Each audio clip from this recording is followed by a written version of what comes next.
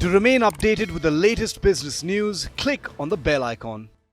Hello and welcome to Business Today. I'm Siddharth Zarabi and you're watching Rajniti. With me today, my colleague Chetan Bhutani on a topic that's perhaps not pure politics or policy, but is actually very, very important because it involves safety standards which are fixed by the government, and it involves a new class of vehicles, electric scooters, which have become extremely popular for their affordability, at least in operational terms, even as petrol and diesel, as we know, has crossed the three digit 100 rupee mark in many, many cities across India. E scooters have been catching fire, and there are several incidents that have happened. But before we do a deep dive into that, this matter also resonated in Parliament with the Congress raising a question, the opposition raising a question in the Rajya Sabha, and there was an answer by Nitin Gadkari, the Union Minister of Road Transport and Highways. Let's take a quick listen. For the new electric two-wheelers, electric three-wheelers, electric cars, already we have taken decision about the quality, and where we are very much punctual about how we can maintain the safety of the people. And already as far as the star rating, the electrical manufacturer are also supposed to make their vehicle up to that standards. And whatever the international standards available in the world, on the same standard, they have to manufacture the vehicle. Either it is electric, either it is petrol, either it is diesel, or either it is on green hydrogen or any fuel they can use. But the safety standards are already fixed. That was Nitin Gadkari explaining very briefly about this whole thing, but this entire instance is very, very significant. And there are three crucial points that I'll take up with Chetan here, who covers the automobile sector for several years. Chetan, what has happened in these four instances? As we have seen, these are four different companies.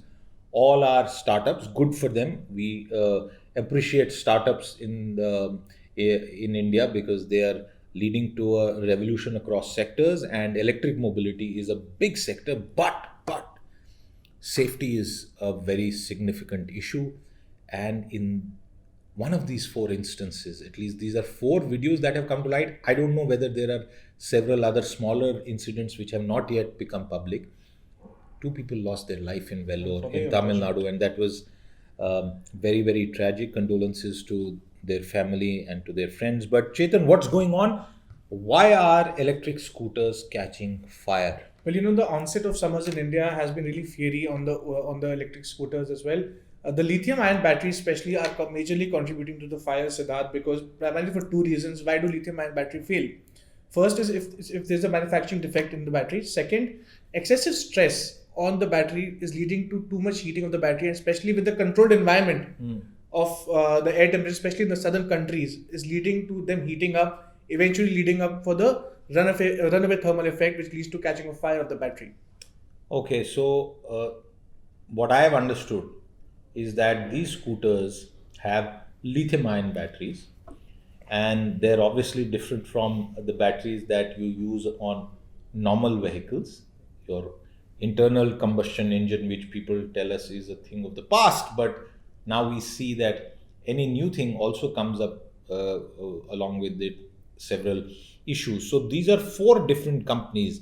Am I to understand that this is therefore not a company specific issue, but it is an industry and technology specific issue? Well, absolutely, this is not a company specific issue, Siddharth, because the battery regulations are all the same. It's the quality of the materials that are being used that are being affected. Let's do this quickly and one by one, like a rapid fire. When you say regulations are the same, I'm going to ask you, are regulations adequate enough? Because the immediate answer would be that why does it take the government to set up a DRDO probe to now figure out what is happening? Was enough testing, was enough time given to check whether these batteries could work in Indian conditions? So that Ministry of Power has specified these guidelines, and they were done in due consultation with the industry and with the was various testing stakeholders. done on the ground? I understand it would. I don't want to say this, but some people might say that it would be a fixed match, a friendly match, if not a fixed match. Was enough testing done? Now that we are seeing I've such heard cases, this. I've heard this thing called homologation, Homologation. where foreign manufacturers and their cars and vehicles are put through like a bizarrely detailed tests, yes, right? yes. So, Homologation is was one the thing- equivalent done for e-scooters? well, as of now, when we are seeing such cases that have happened, especially in the last week, it has come to light that yes, such incidents and such testing were not done at such a very aggressive level. Wow. So, who's to blame for that? Well, as of now, we have to blame the companies who are manufacturing these poor quality products and selling to the But customers. why not the government?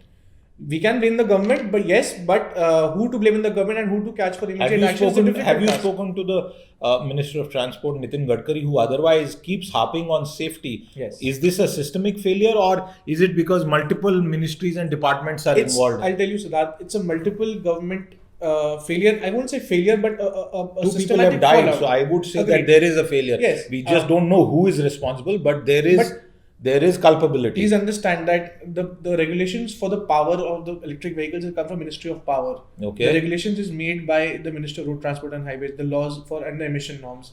The auto sector is controlled by the Ministry of Heavy Industries. And the probe is being done by the Defense Research Development Organization, which is under mind you, the all these Raksha laws- Mantralaya. And all these laws, mind you, are made in consultation with the Niti Aayog. Without Niti Aayog's control and approval, things won't move. So it's Okay. I'm speechless. I really don't know whether a sector which has attracted billions of dollars in investments, and we have young smart entrepreneurs who are wanting to do this, whether the government has really caught up Also and the- understood the issue. I'm agree. also a little confused because people have died. And somebody's scooter has been burnt to cinders. He has lost all money. I don't even know whether he is going to get a liability compensation. claim from the insurer, because how will he prove that it wasn't his fault? Please understand one thing, that in such a tragedy, they have come out and they are quoting police reports that it was the fault of the customer that he charged his vehicle in his shanty, an alleged shanty, in a socket which wasn't meant to be charged for his own electric vehicle.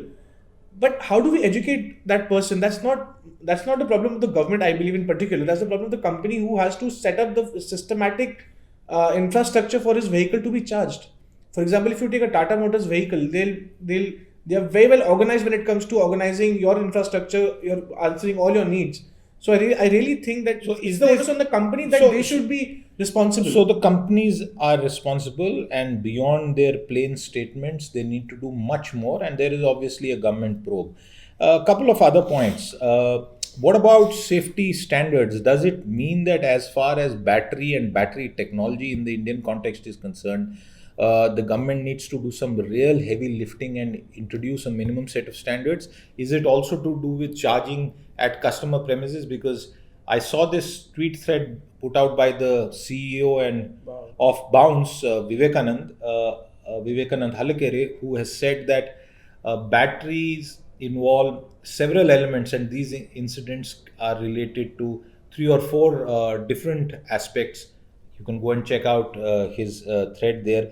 Is the government, according to you, Chetan, looking at putting in place some new safety norms for batteries? Well, not unless the probe report by the DRDO's lab comes into light, because Until then, what the happens? government argues. Till the then, gov- what happens? What my How do we sources- know that there won't be similar tragedies? Well, what my sources are very clear, that Ola's case, out of 1 lakh vehicles that were sold, only one got fire. There's another aspect that is a bit worrisome from what I gather, is that there are perhaps Chinese scooters which are being rebranded and being sold surreptitiously. Is that also true? Yes, if you go to actually when I went about 6 months back to these markets to have a look for an on-ground report, I saw that electric scooters, electric rickshaws who have not been mandated by the government or don't belong to any company are openly selling in the market, only because it's easy to make and attract a lot of value and money from Okay, the let's flip prospective it. buyers. Let's flip it.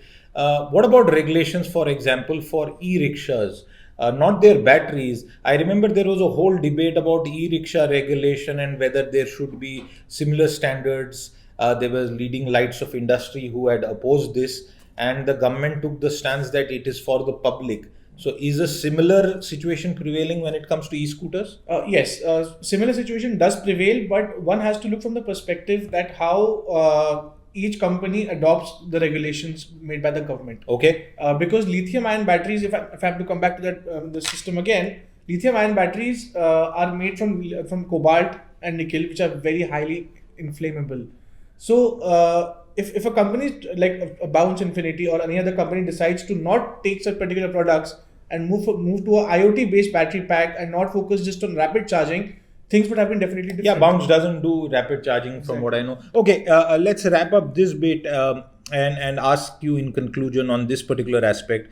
Will things change or will it remain the same? Yes, they will change. The government has been very proactively working for things to change. But yes, the government would have to walk a very tightrope if we get more cases of fire, of EV electric vehicles catching fire, because the summer season is here. And we don't know if when the DRDO's report will officially come to the government and what steps would it be taken. So we can just hope and pray that no more cases of electric vehicles catching fire comes to light, because this is a very serious incident. Until then, if you own and run an electric scooter, please follow all the guidelines that the manufacturer has asked you to follow with regard to battery maintenance, operation, charging. Do not try and innovate. Do not take shortcuts. If you have invested in an electric scooter for your own good, it's your choice. It's a free country, really. And I'm not on the side of one kind of technology versus another. Absolutely not. Neither are we bashing any brands here. We're just raising issues in public interest. But please be mindful of the standards that you are required to follow. And this goes across all kinds of models. And we'll wait for the probe report into these incidents and what needs to be done. But for the future, please be very careful. But as we speak about standards, I also want to take a quick listen into another particular and specific comment made by Nitin Gadkari, and this was about mandatory airbags. Let's take a quick listen. Every year we are facing 5 lakhs accidents and 1,50,000 deaths. For that reason, we are now taking a lot of measures. That is compulsory 6 airbags now mandatory, and by which it can be for road safety point of view is very important. We have taken a decision to make it mandatory for economic models also. Well, there you have it. Airbags on every seat. And Chetan, why is this necessary and why now? Please understand that a person like who can afford a Baleno, or Alto, or a Wagoner should also have the safety facility that a person owning a Mercedes or probably a big SUV like a Pajero or something like that. The government wants that there should be safety for all. To your question, why now? There have been various steps that the previous governments have taken, but it never fructified into a policy. That has been done now. Now that we have to wait for the official notification to come out, all we can say is that from October we can expect this policy to come into picture. Okay, and what happens as a result? By what extent will car prices go up? For entry-level cars like a Baleno or a Swift or probably or Alto or a Wagoner, it would be about 10 to 12,000 rupees expensive for the customer, and for the premium luxury cars, it could go about 20 to 25,000 rupees. And are you telling me that premium cars did not have airbags for all seats, for As all of passengers? As of now, the only regulation that the government has made is that the front 2 airbags are mandatory, not the ones that. And are now this airbags. makes it mandatory for all vehicles, all rows to have airbag. All rows, even 3 all rows. rows, exactly, yes. Okay. Curtain airbags, side airbags, and door airbags. Okay, so that's good because it increases safety, even if it increases the cost a bit. But at a time when costs of everything are going up across the board, we can perhaps live with this because it increases the safety of you and your family. With that, it's a wrap on this episode of Rajniti. We'll come back with more. Till then, please do share, like, and subscribe Business Today. We'll see you again. Goodbye. To remain updated with the latest business news, click on the bell icon.